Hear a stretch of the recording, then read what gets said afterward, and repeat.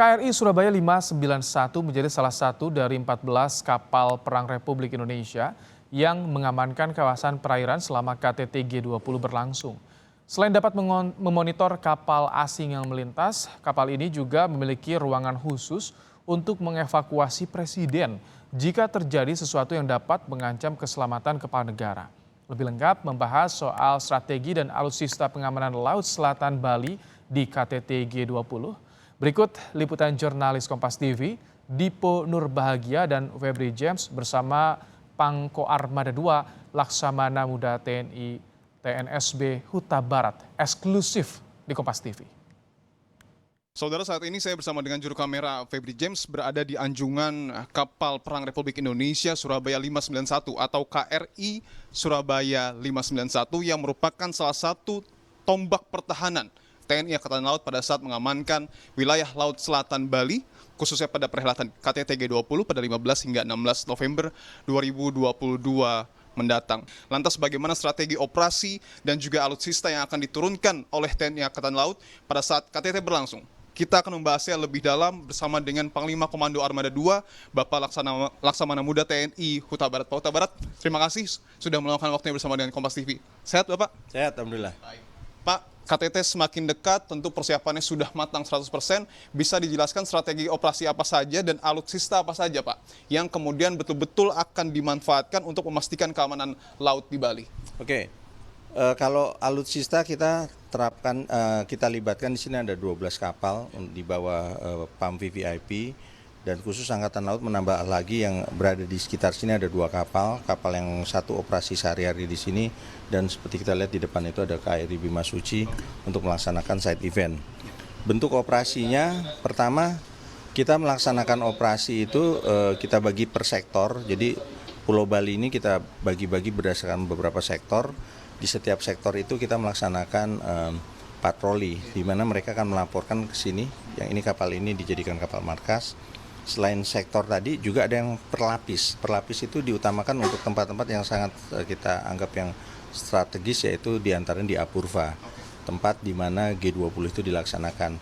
Di situ kita laksanakan secara berlapis, mulai dari pantai, ada pasca dan seterusnya, sampai nanti akan bersinggungan dengan pembagian per sektor tadi.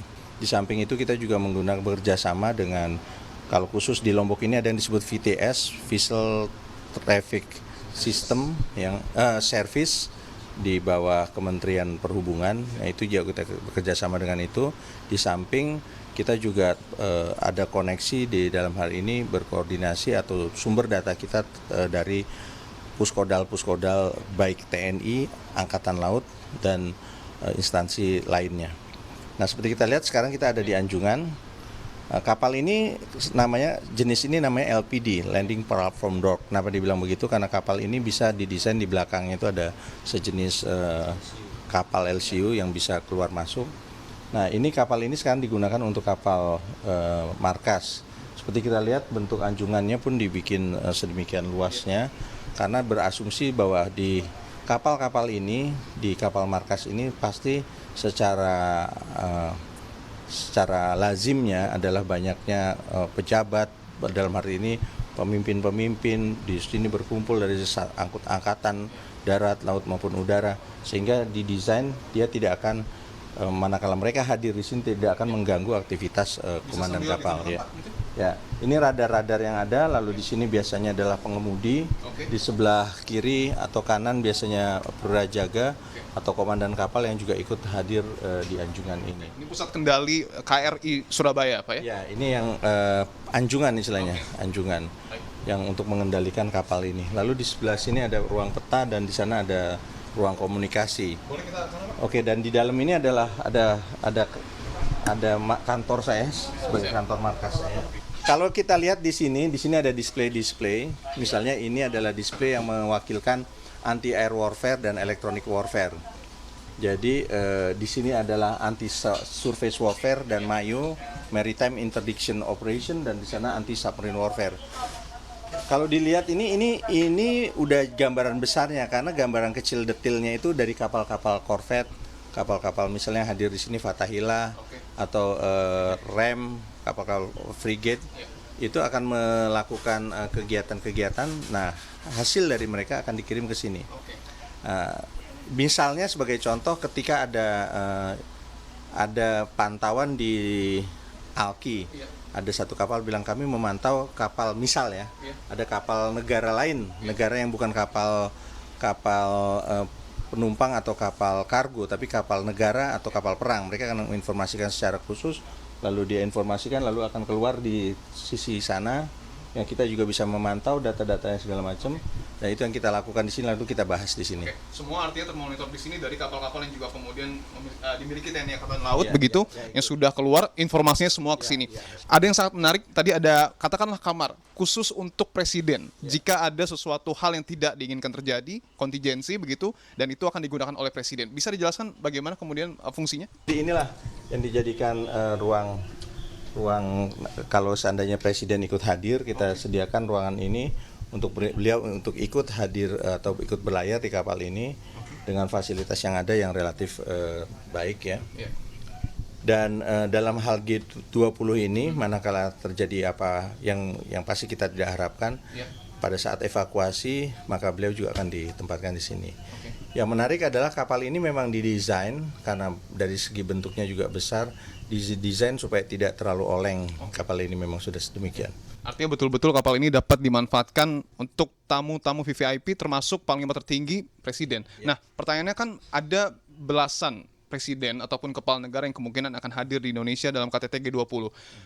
Berbicara soal ruangan tadi, ada juga apa untuk kepala negara lain mungkin? Kalau misalnya tadi ada secara evakuasi, kapal yang akan menjadi kapal angkutnya di sini adalah selain KRI Surabaya ini, ada kapal namanya Truk Banten, dan satu lagi KRI Wahidin. Itu nanti jelas kita sudah dibagi ruangan-ruangan yang manakala ada presiden datang atau kepala negara itu terjadi evakuasi, mereka sudah direncanakan oleh masing-masing dari kapal di mana mereka akan on board atau ditempatkan. Ini dari segi strategi sudah siap, alutsista sudah siap, dan kalau kita mengutip apa yang kemudian saya sempat wawancara Panglima TNI sudah siap 100%, TNI Angkatan Laut juga sudah siap 100%. Ya, betul. Semua sudah disiapkan, bahkan jauh dari sebelum pelaksanaan ini, baik internal armada, internal Angkatan Laut kita dilepas langsung oleh Bapak Kasal. Pasukan ini digelar, dicek oleh beliau, senjata-senjatanya dicek langsung oleh beliau, diuji secara mendadak, suruh menyiapkan. Dan kapal-kapal yang mengikuti G20 ini dilengkapi, yang punya rudal dilengkapi rudalnya, yang punya torpedo dilengkapi torpedonya, yang ada bom laut disiapkan bom lautnya, yang ada roket anti kapal selam dilengkapi roket anti kapal selamnya, dan tentu saja meriam-meriamnya sudah disiapin amunisi penuh ya. Dari segi pertahanan, kemudian juga mitigasi, misalnya ada bencana, seluruh kesiapan sudah dikatakan 100% siap.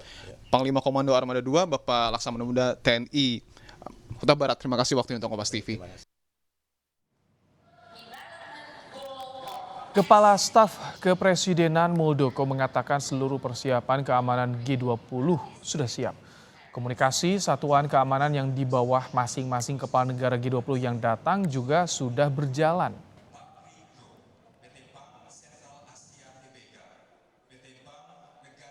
Potensi ancaman pasti ancaman yang bersifat undirect ya, biasanya non militer lah begitu.